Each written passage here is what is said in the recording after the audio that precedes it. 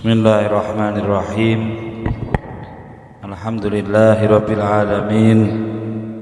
Wassalatu wassalamu ala asyrafil anbiya'i wal mursalin sayyidina wa maulana Muhammadin wa ala alihi wa sahbihi ajma'in.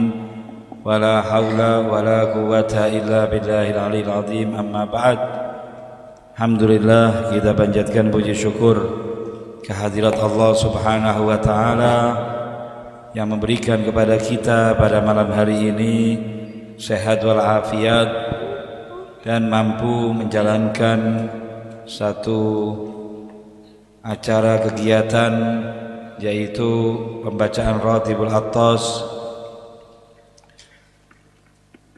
dan juga Maulid Nabi Muhammad SAW beserta taklim, pengajian yang kita alhamdulillah lalui bersama, yang kita alhamdulillah tatkala kita membaca Ratibul Attas, di situ dijelaskan dalam riwayat hadis, barang siapa yang membaca hasbiyallahu la ilaha illahu alaihi tawakkaltu wa huwa rabbul arsyil azim 7 kali pagi dan sore, kafahullahu ma ahamma, Allah akan mencukupi apa yang dia inginkan, apa yang dia harapkan, maka Allah akan mencukupinya. Tiap pagi dan setiap sore membaca hasbiyallahu la ilaha illahu alaihi tawakkaltu wa huwa rabbul arsyil azim. Ini saya ijazahkan kepada para hadirin dan hadirat semuanya.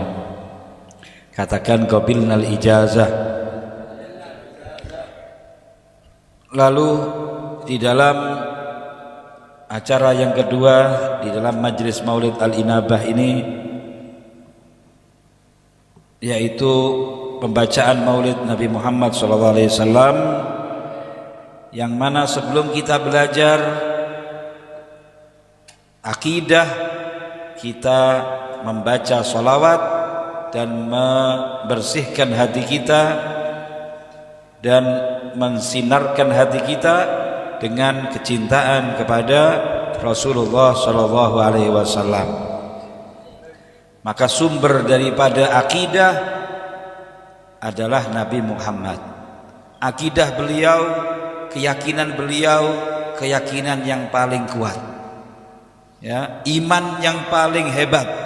Tidak ada satupun yang mengenal Allah Subhanahu wa taala, punya keyakinan kepada Allah Subhanahu wa taala melebihi Nabi Muhammad sallallahu alaihi wasallam.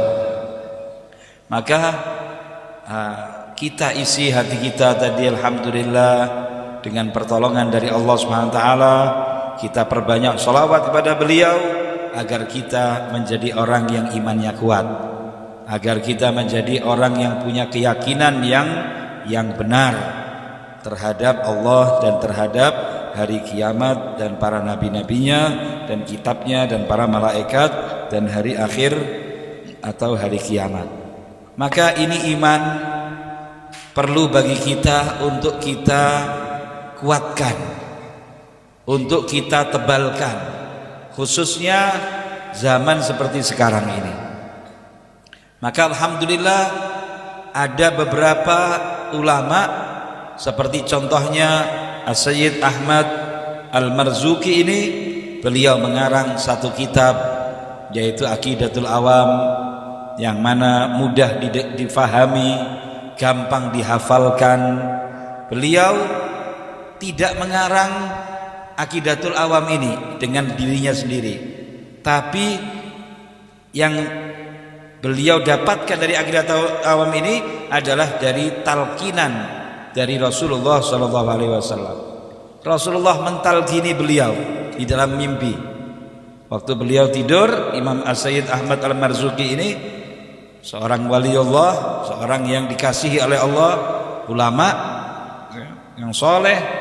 Beliau bermimpi Nabi Muhammad SAW. Di dalam mimpi yang Rasulullah berdiri dan dikelilingi oleh sahabat-sahabat yang mulia, lalu mengatakan kepada Sayyid Ahmad Al-Marzuki, Iqra' mandumah at-tauhid, bacalah nadhaman tauhid, allati man hafidhaha, bagi siapa yang membacanya, siapa yang menghafalnya di luar kepala, dakhalal jannah. Dawuhnya Kanjeng Nabi dalam mimpi, siapa yang menghafal mandumah ini, nadhaman ini, maka masuk surga. Coba mboten ibu-ibu ya. Masya Allah, semangat sampai jam 09.00 niki ya, 9:30, Mei 9:30 ibu-ibu suarane sampai nang musola niki. Alhamdulillah ya, ojo kalah tiang-tiang jaler ya. Semangat, takbir, Allahu Akbar, sallu ala Nabi Muhammad. Baik, jadi Imam As-Sayyid Ahmad Al-Marzuki ini disuruh membaca. Apa yang perlu saya baca Rasulullah?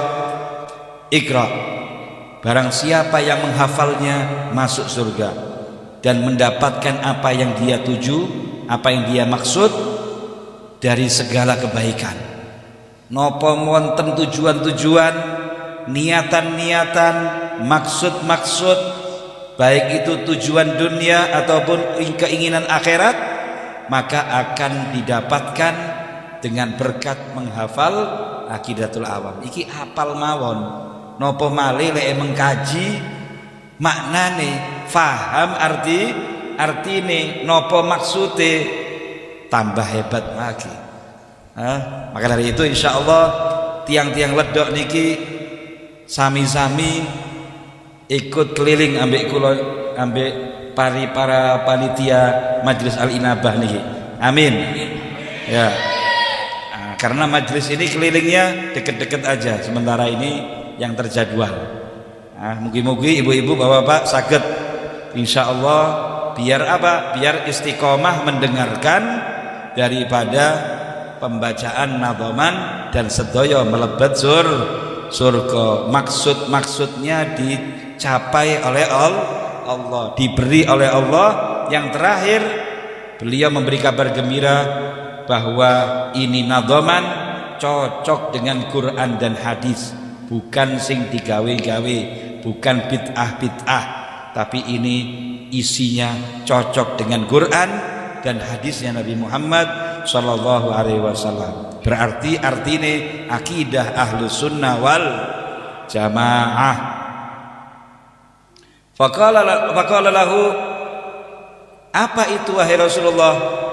Maka sahabat-sahabat mengatakan, dengarkan baik-baik dari Nabi Muhammad.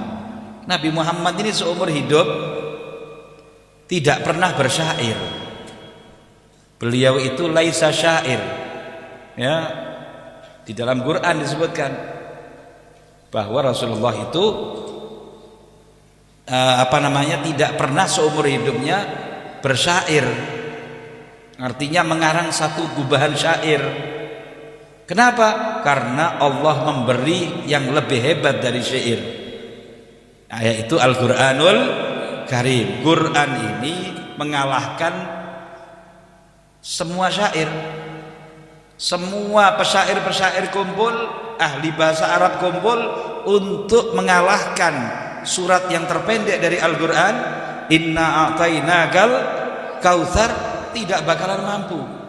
Walau kana ba'duhum li ba'din dhahira kulla istamatil insu wal jinnu ala an ya'tu bimithli hadzal Qur'an la ya'tuna bimithlihi walau kana ba'duhum li ba'din dhahira. Katakan wahai Muhammad, suruh kumpul semua pesyair-pesyair, ahli bahasa Arab, ahli mantik, ahli balaghah, semuanya suruh kumpul untuk mengalahkan satu daripada surat terpendek dari Al-Quran, la ya'tuna bimithlihi, tidak akan mampu mendatangkan seperti inna a'tainakal kautsar, apalagi Fatihah dan lain sebagainya. Walau kana ba'dhum li ba'din dhahira, walaupun satu sama lain saling bergabung, saling gotong royong, tidak mampu mengalahkan inna atau innakal kautsar. Maka diberikan oleh Allah kepada Nabi Muhammad lebih dari syair, tidak butuh lagi syair Rasulullah karena kalah semua syair. Tetapi di dalam mimpinya Sayyid Ahmad Al-Marzuki ini Nabi Muhammad bersyair. Ya, Nabi Muhammad bersyair. Berarti apa? Berarti tidak mampunya waktu hidupnya Nabi Muhammad bukan tidak mampu beneran, tapi memang disengaja oleh Allah untuk tidak bersyair di masa hidupnya Nabi Muhammad SAW. Kenapa? Karena kalau beliau bersyair, maka orang-orang kafir Quraisy akan mengatakan lawang ahli syair, lawang ahli syair iso ngarang-ngarang Quran kok. Ya, ngin kamaring kok ngarang-ngarang Quran. Nabi Muhammad benar-benar dikenal di penduduk Mekah tidak bisa bersyair. Ya, tapi turun lebih hebat dari syair, dari syair. Maka apa? Maka ini agar orang-orang Mekah lebih percaya lagi bahwa Al-Quran itu datangnya dari Allah, bukan dari karangannya Nabi Muhammad SAW. Di peperangan Hunain, wa yauma Hunainin id a'jabatkum kathratukum.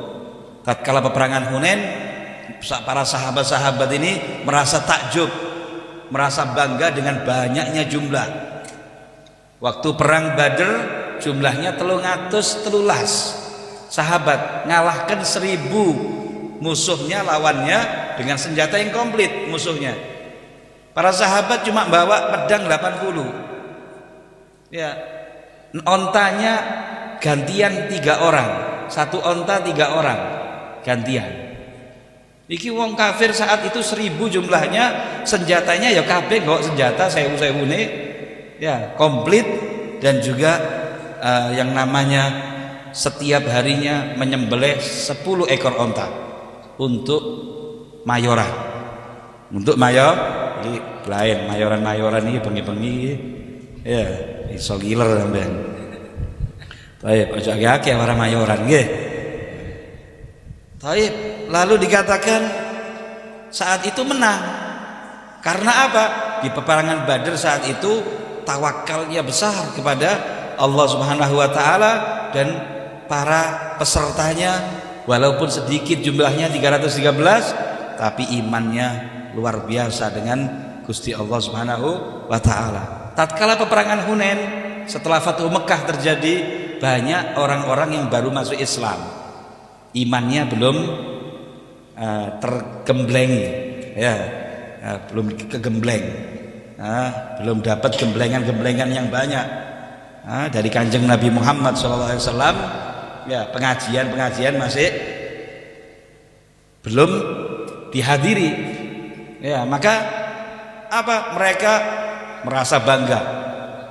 La naglib hadzal yaum, tidak akan kalah hari ini kita banyak. Maka Allah mendidik mereka langsung. Cuma keretekan hati, ada suara dari mulut mereka beberapa aja, langsung dididik. Yang jadi gurunya siapa? Sahabat itu. Yang jadi gurunya sahabat itu langsung Gusti Allah SWT. Hebatnya itu. Kita salah balak-balik, dosa ndak karu-karuan akeh nih, ya. Yo ndak atuk teguran teko malaikat, ya. Teko para nabi ta, teko apalagi Gusti Allah Subhanahu wa taala. Ya. Kalau teman kita negur kita malah tambah ngamuk. Apa wae sampean iki? Ya. Sok-sok ae. Padahal dia itu nasihati Anda, yang tahu kejelekan Anda orang lain yang merasakannya.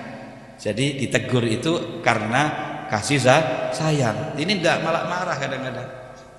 Jadi Allah Subhanahu wa taala langsung menegur keretekan hati ini para sahabat itu. La naglib hadzal yaum, tidak akan kalah kita pada saat ini. Berpacu dengan bersandar dengan banyak-banyakan. Jadi kita ini tidak boleh bersandar dengan harta, bersandar dengan banyaknya orang, bersandar dengan kalau kita ini bikin pengajian harus banyak orang. Tidak, yang ada. Tapi alangkah gembiranya Nabi Muhammad SAW kalau pesertanya majelis ini banyak. Ya, kira-kira lek ditakoi guru kami Habib Umar bin Hafid contohnya, berapa yang hadir di majelis Al-Inabah? Ya, kali atus Kanjeng Habib Umar. Masya Allah, senyum. Ya, bangga. Kali ewu tambah semeringa. Kali doso ewu, wah tambah semering. Insya Allah luar biasa ini. Membanggakan. Ini membanggakan guru atau membanggakan orang yang mendengar. Bagaimana dengan yang di alam barzah sekarang ini, yaitu Kanjeng Nabi Muhammad SAW. Itu aja. Walaupun sedikit, asalkan kita istiqomah, insya Allah juga membanggakan Rasulullah SAW. Saya masih ingat kakek saya Habib Abu Bakar bin Husin Assegaf, abahnya nenek saya. Itu Habib Bakar bin Husin Bangil ini, Singopolo. Itu waktu pertama kali disuruh sama Habib Abu Bakar Gresik untuk membaca kitab Ihya, ya, di rumahnya situ sampai sekarang ini, ya, diteruskan oleh Habib Ahmad bin Husin dan anak-anaknya. Nah, ini beliau Habib Bakar bin Muhammad mengatakan Iqra, baca Ihya. Tidak ada yang hadir, cuma 2 orang. Tidak ada yang hadir. Walaupun inti pintunya buka, ya, kamu baca Ihya, walaupun sendirian. Subhanallah, sekarang bukan 1, 2, bukan 100, 200, banyak. Ya, berkat apa? Isyaratnya seorang wali Allah, wali kutub lagi. Nah, ini maka dari itu kita kembali ke dalam kitab Nadhoman ini. Maka di malam hari lagi sebelum subuh mimpi lagi Nabi Muhammad SAW. Si Sayyid Ahmad Al-Marzuki ini mengatakan, coba kamu baca sekarang di hadapanku apa yang saya bacakan, saya talqini tadi. Maka langsung apal. Kita kalau ngapalkan mungkin seminggu, saulan, ya, sing males-males durung ngapal lah ya saulan, ya. Maka kita kalau setiap kali majelis ini 2 minggu sekali baca sambil melihat, insya Allah kali tahun, insya Allah yakin apal, insya Allah. Ya, istiqomah 2 minggu sepisan, ya, melihat. Maka insya Allah hafal dan melebet surga sedoyo, amin. Terakhir, katanya Rasulullah tatkala mendengarkan bacaan Nadhoman yang telah dihafal oleh Sayyid Ahmad Marzuki, maka mendoakan beliau, waffaqakallahu lima yurdi, semoga Allah memberikan taufik kepadamu atas apa yang diridhai oleh Allah, wa qabila minka dzalik, dan Allah menerima darimu itu, wa baraka alaik, dan Allah memberkahi atasmu, wa alal mu'minin, doanya Nabi Muhammad, dan diberkahi semua orang mukmin, wa nafa'a bihal ibad, dan semoga Nadhoman ini bermanfaat kepada hamba-hamba Allah Subhanahu wa taala. Ini sudah dapat 2 oleh Kanjeng Nabi. Maka semoga kita hidup di dunia ini berakidah Ahlussunnah wal Jamaah, ya, berkeyakinan yang benar dengan Nadhoman Aqidatul Awam ini, amin ya rabbal alamin. Berapa jam nih? Iki kurang 1/2 menit, ya, kurang 9 menit, tak pasno 9:30. Nggih, lek punjul-punjul didik ridho kira-kira, ya, punjul-punjul 5 menit, nggih. Kayak 1/2 jam, ya, wis aja wis. 1 jam ya, siap. Insyaallah siap setunggal iki kabeh siap kira-kira. Insyaallah, amin. Kula sing kesel iki. Kula mulai, kula buka dengan Bismillahirrahmanirrahim, dengan nama Allah yang Maha Pengasih dan Maha Penyayang. Artinya saya memulai karanganku ini, Nadhomanku ini dengan nama Allah yang Maha Pengasih dan Maha Penyayang. Ndak tak mulai dengan lagu-lagu, ndak tak mulai dengan sesuatu yang bukan dzikrullah dan lain sebagainya. Kenapa? Karena 3 hal. Yang pertama, seseorang itu dianjurkan memulai sesuatu dengan bismillah, bismillahirrahmanirrahim, itu karena mengikuti Al-Qur'an. Yang mana Al-Qur'an ini pemimpin semua kitab, pemimpin semua bacaan dan semua tulisan, yaitu Al-Qur'anul Karim dimulai dengan apa? Bismillahirrahmanirrahim. Artinya Al-Qur'an ini tertibnya pertama di dalam susunan itu bismillah. Tapi kalau di dalam turunnya kepada Nabi Muhammad bukan bismillah. Ya, turun pertama kali kepada Nabi Muhammad adalah Iqra bismi rabbikal ladzi khalaq. Iqra, bacalah. Nggih. Itu pertama kali turunnya kepada Nabi Muhammad. Tapi kalau tertibnya Al-Qur'an, susunannya itu dimulai dengan apa? Bismillah. Maka dari itu kita ngikuti Al-Qur'an secara tertibnya, bukan secara turunnya. Kalau turunnya Iqra, tapi kalau tertibnya Qur'annya adalah bismillah. Yang kedua, dikarenakan hadisnya Nabi Muhammad sallallahu alaihi wasallam yang berbunyi kullu amrin dzibal, segala perkara yang penting, segala perkara yang ada urusannya dengan agama. Contoh pakai pakaian, iki wonten urusannya ambek agama niki, nutup aurat wajib. Ya, nutup aurat wajib. Katik kopiah wayane salat sunnah. Ya, wayane napa niku? Wayane wedok-wedok tiang-tiang istri, wayane medal teko griya, ya pakai kerudung. Niki busana juga. Maka busana itu adalah sesuatu yang berkaitan dengan agama, bukan urusan dunia saja, bukan urusan setil-setilan, ya, action-actionan, bukan. Tapi urusannya selain action, selain setil, juga urusannya dengan agama. Maka itu kalau pakai pakaian itu disunnahkan kita membaca bismillah. Ya, waktu makan itu juga urusannya dengan agama. Ada makan dengan cara yang halal, ada makan dengan cara yang haram, ya, dari rezeki yang haram. Walhasil semua kelakuan kita dianjurkan membaca bismillah.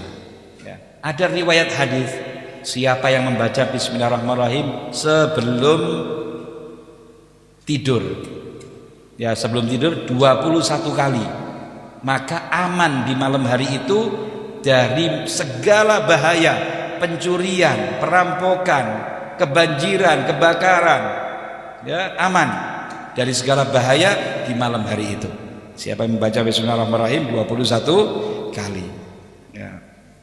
Kalau 40 berapa? 40 lupa saya, 40 sekian kali itu mengabulkan hajat-hajat. Siapa yang membaca di hadapan musuh 40 kali bismillahirrahmanirrahim, maka musuh itu akan terkalahkan, ya, musuh akan keok, ya, di depannya akan keok kalau seandainya baca bismillah 40 kali. Lalu yang ketiga, yang kedua tadi, mengamalkan hadisnya Nabi Muhammad SAW, segala perkara yang tidak dimulai dengan bismillahirrahmanirrahim, maka perkara itu akto, kurang barokah. Perkara yang tidak dimulai dengan bismillah kurang barokah. Makan tidak baca bismillah, panganane kurang barokah. Pakai pakaian tidak baca bismillah, pakaiannya kurang barokah. Bahkan menggauli istri, ya, wong gede-gede itu tidak pakai baca bismillah, anake kurang barokah. Koyok arek zaman sakniki, Ya, model-model lali-lali bismillah. Ya, asal-asal apa? Asal-asal menggauli keluarganya, istrinya, tapi tidak baca bismillahirrahmanirrahim, medal. Ya, medal teko wetenge sang ibu itu juga kecampuran nasabnya dengan maninya setan. Ya, kecampuran dengan maninya setan. Karena apa? Orang yang tidak baca bismillah waktu pakai pakaian, waktu makan, waktu gauli istri, waktu buka toko, waktu apa saja itu dibarengi dengan setan. Istahwadza alaihi syaitan fa ansahum dzikrullah. Ditipu oleh setan, digoda oleh setan sampai lupa daripada zikir kepada Allah. Dalam ayat lain disebutkan wa may ya'shu an dzikrir rahman nugayyid lahu syaitan fahuwa lahu qarin. Barang siapa yang lupa dengan zikir kepada Allah, tidak baca bismillah, nuqayyid lahu syaitan, diikat dia dengan setan, fahuwa lahu qarin. Dia selalu bergandengan dengan setan. Ada satu setan yang lahir dengan lahirnya kita, yang mati dengan matinya kita, nanti waktu dibangkitkan dari kuburan juga bangkit bersama kita. Jenenge namine Qarin. Ya, namine sinten? Qarin. Tak perkenalkan malam ini. Ya. Setiap kita ini punya Qarin. Siapapun, tatkala Nabi Isa keluar dilahirkan oleh Siti Maryam, Qarinnya juga lahir. Qarinnya juga lahir, tapi Qarinnya keok dengan berkat doanya Hanna. Hanna ini mbahnya Nabi Isa. Nah, berkata si Hanna kepada waktu di perutnya ada sang janin, tidak tahu, dikira laki. Ya, ternyata Siti Maryam yang ada dalam perut. Beliau mengatakan doanya siapa? Siti Hanna ini dikatakan wa nasta'idzu bika minasyaitonir rajim fataqabbalaha biqabulin hasanan wa ambataha nabatan hasanan wa kaffalaha Zakaria. Jadi di antara doanya si Hanna ini, ya Allah jauhkan anakku ini wa dzurriyyatihi minasyaitonir rajim. Jauhkan anak yang ada dalam perutku ini dan keturunannya juga nantinya dari godaan setan. Fataqabbalaha rabbuha, maka dikabulkan doanya Hanna ini. Inni nadartu laka ma fi batni muharrara fataqabbal minni. Ya, maka dikabulkan oleh Allah. Waktu lahir si Nabi Isa ini tidak kena cubitannya setan. Nah, karena setiap bayi waktu lahir dilahirkan, ya, itu dicubit oleh setan lalu nangis. Sing ndak nangis berarti meleset cubitannya. Ya, setan ini kelunyuan nanune. Bokonge ya. Nah, bokonge lunyu akhirnya apa? Akhirnya ndak kena cubit. Sinten sing saged ndak kena cubit? Seumpamane sampean kate melahirkan di satu bidan, maka di rumahnya bidan itu atau di daerah lokasinya bidan itu Anda membaca surat Al-Baqarah, atau di rumah lahirnya, maka bacaan di dalam rumah itu surat Al-Baqarah. Karena siapa yang membaca surat Al-Baqarah tidak didekati oleh setan selama 3 hari. Rumah yang dibacakan surat Al-Baqarah di situ mulai awal sampai akhir, untuk separuh, ya separuh jongok-jongok setan nih. Ya, separuh. Kadang-kadang mlebu, kadang-kadang metu. Ya, komplit no. Surat Al-Baqarah komplit, maka telung dinten setan tidak mendekat rumah Anda. Ya. Jadi itu saged insyaallah. Sampean duwe bayi tidak akan kena cubitannya setan. Kembali lagi ke dalam bismillahirrahmanirrahim. Yang ketiga, kenapa kita ini memulai sesuatu itu dengan bismillah? Kenapa? Yang pertama tadi karena apa? Karena mengikuti Al-Qur'an.